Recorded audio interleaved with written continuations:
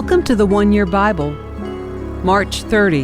The Old Testament reading, Deuteronomy chapter 13, verse 1 through chapter 15, verse 23. Suppose there are prophets among you, or those who dream dreams about the future, and they promise you signs or miracles, and the predicted signs or miracles occur. If they then say, "Come, let us worship other gods," gods you have not known before, do not listen to them. The Lord your God is testing you to see if you truly love Him with all your heart and soul.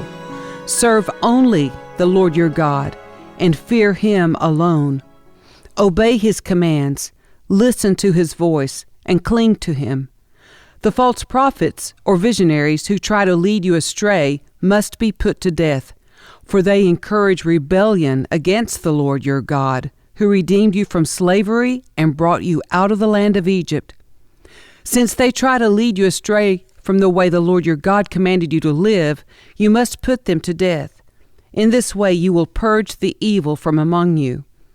Suppose someone secretly entices you, even your brother, your son, or your daughter, your beloved wife, or your closest friend, and says, "Let us go worship other gods," gods that neither you nor your ancestors have known.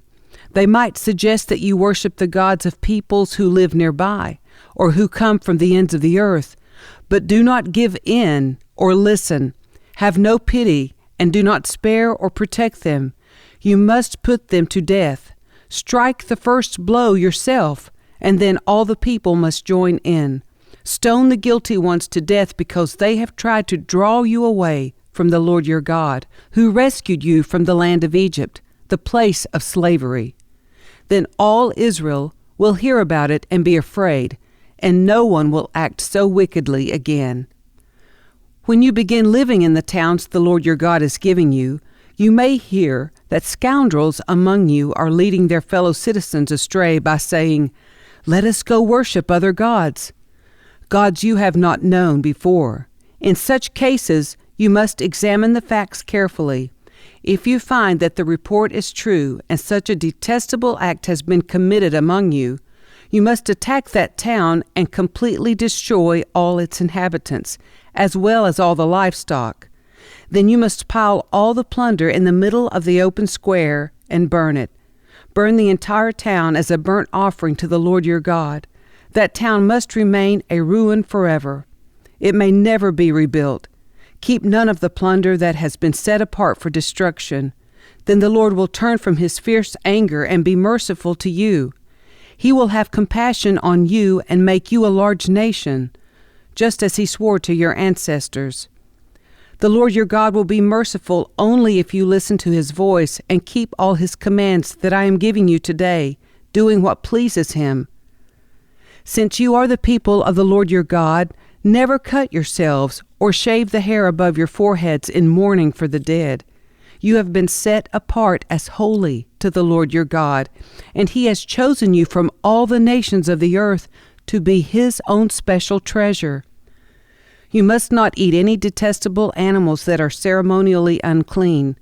These are the animals you may eat: the ox, the sheep, the goat, the deer, the gazelle, the roe deer, the wild goat, the addax, the antelope, and the mountain sheep. You may eat any animal that has completely split hooves and chews the cud. But if the animal doesn't have both, it may not be eaten. So you may not eat the camel, the hare, or the hyrax. They chew the cud, but do not have split hooves, so they are ceremonially unclean for you. And you may not eat the pig. It has split hooves, but does not chew the cud, so it is ceremonially unclean for you.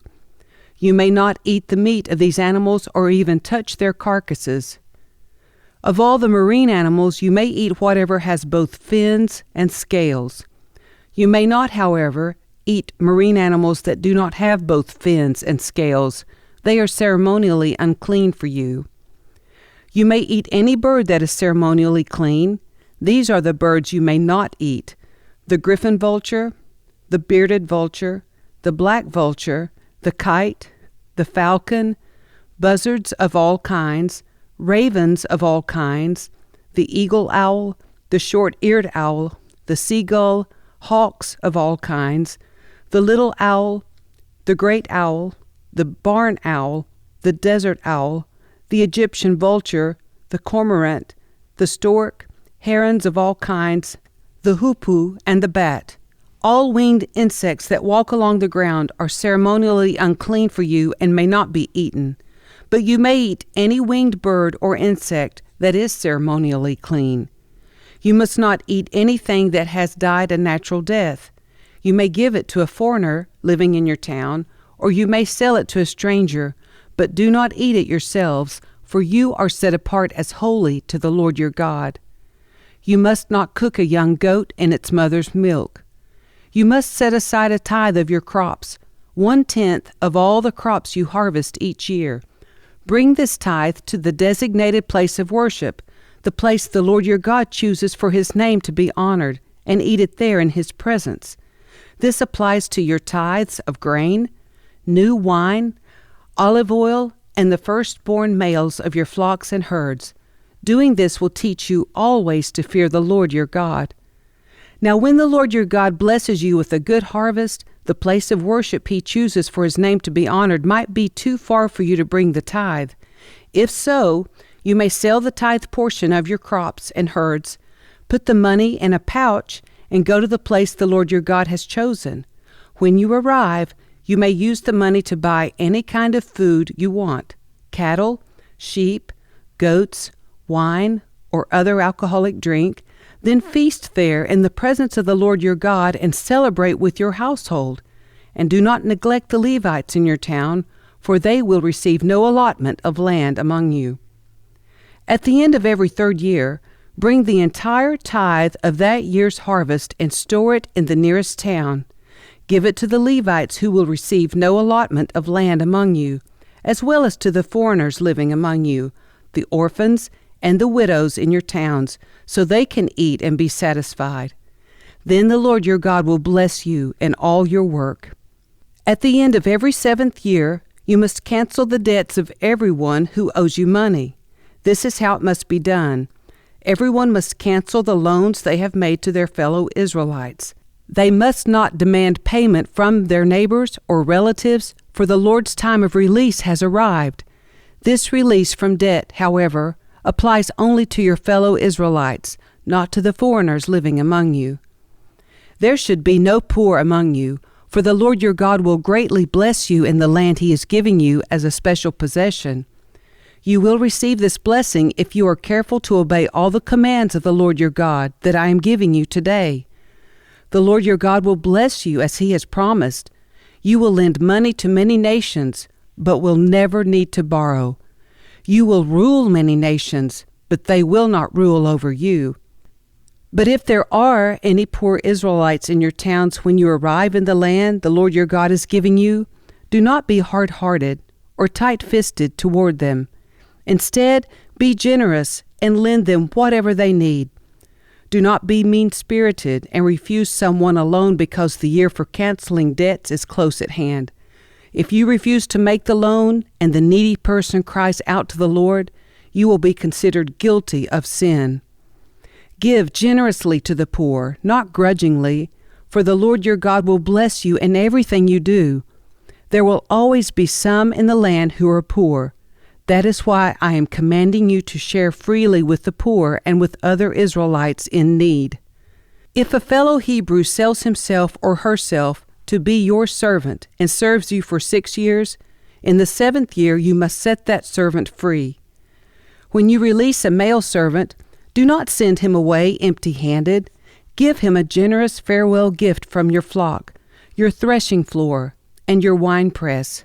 Share with him some of the bounty with which the Lord your God has blessed you. Remember that you were once slaves in the land of Egypt, and the Lord your God redeemed you. That is why I am giving you this command. But suppose your servant says, I will not leave you because he loves you and your family, and he has done well with you.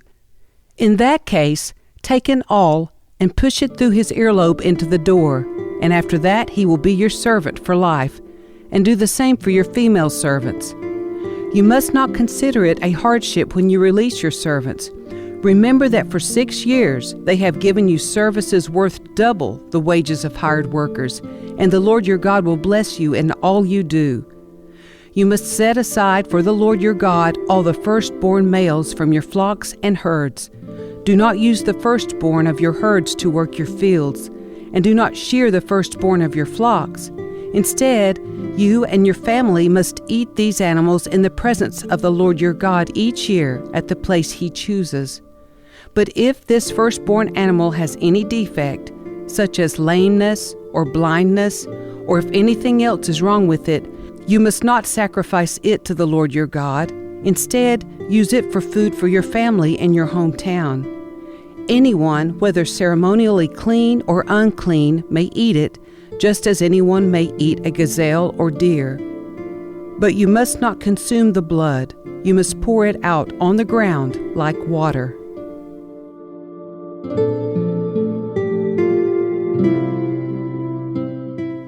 The New Testament reading, Luke chapter 8, verse 40 through chapter 9, verse 6. On the other side of the lake, the crowds welcomed Jesus because they had been waiting for him.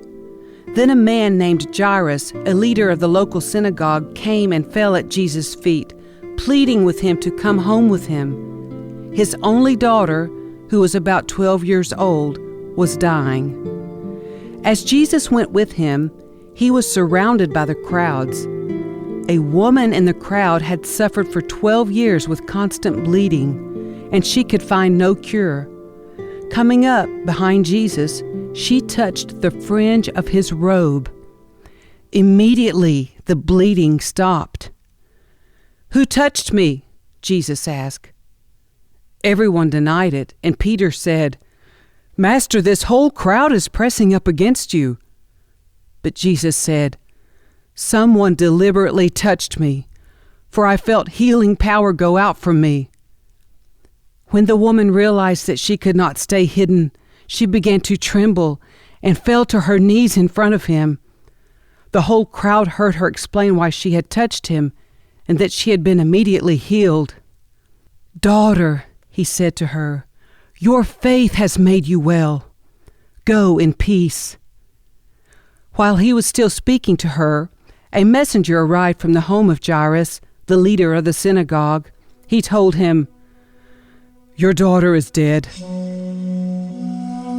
There's no use troubling the teacher now." But when Jesus heard what had happened, he said to Jairus, "Don't be afraid, just have faith, and she will be healed." When they arrived at the house, Jesus wouldn't let anyone go in with him except Peter, John, James, and the little girl's father and mother. The house was filled with people weeping and wailing, but he said, "Stop the weeping. She isn't dead. She's only asleep." But the crowd laughed at him because they all knew she had died. Then Jesus took her by the hand and said in a loud voice, "My child, get up." And at that moment her life returned, and she immediately stood up. Then Jesus told them to give her something to eat. Her parents were overwhelmed, but Jesus insisted that they not tell anyone what had happened. One day Jesus called together his 12 disciples and gave them power and authority to cast out all demons and to heal all diseases. Then he sent them out to tell everyone about the kingdom of God and to heal the sick. "Take nothing for your journey," he instructed them. "Don't take a walking stick, a traveler's bag, food, money, or even a change of clothes. Wherever you go, stay in the same house until you leave town. And if a town refuses to welcome you, shake its dust from your feet as you leave to show that you have abandoned those people to their fate." So they began their circuit of the villages, preaching the good news and healing the sick.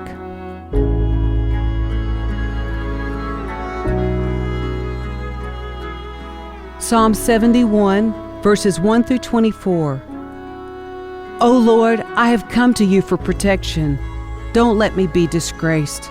Save me and rescue me, for you do what is right. Turn your ear to listen to me and set me free. Be my rock of safety, where I can always hide. Give the order to save me, for you are my rock and my fortress. My God, rescue me from the power of the wicked, from the clutches of cruel oppressors. O Lord, you alone are my hope. I've trusted you, O Lord, from childhood. Yes, you have been with me from birth. From my mother's womb you have cared for me. No wonder I am always praising you. My life is an example to many because you have been my strength and protection. That is why I can never stop praising you. I declare your glory all day long. And now, in my old age, don't set me aside. Don't abandon me when my strength is failing, for my enemies are whispering against me. They are plotting together to kill me.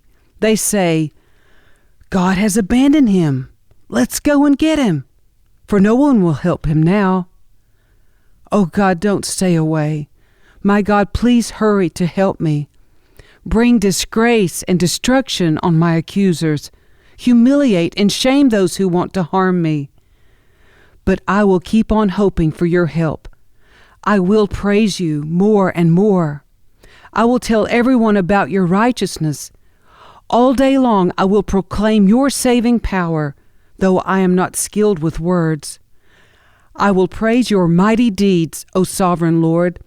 I will tell everyone that you alone are just. O God, you have taught me from my earliest childhood, and I constantly tell others about the wonderful things you do. Now that I'm old and gray, do not abandon me, O God. Let me proclaim your power to this new generation, your mighty miracles to all who come after me. Your righteousness, O God, reaches to the highest heavens. You have done such wonderful things. Who can compare with you, O God? You have allowed me to suffer much hardship, but you will restore me to life again and lift me up from the depths of the earth. You will restore me to even greater honor and comfort me once again. Then I will praise you with music on the harp, because you are faithful to your promises, O my God. I will sing praises to you with the lyre, O Holy One of Israel. I will shout for joy and sing your praises, for you have ransomed me. I will tell about your righteous deeds all day long, for everyone who tried to hurt me has been shamed and humiliated. Proverbs 12, verses 5 through 7. The plans of the godly are just. The advice of the wicked is treacherous. The words of the wicked are like a murderous ambush, but the words of the godly save lives. The wicked die and disappear, but the family of the godly stands firm.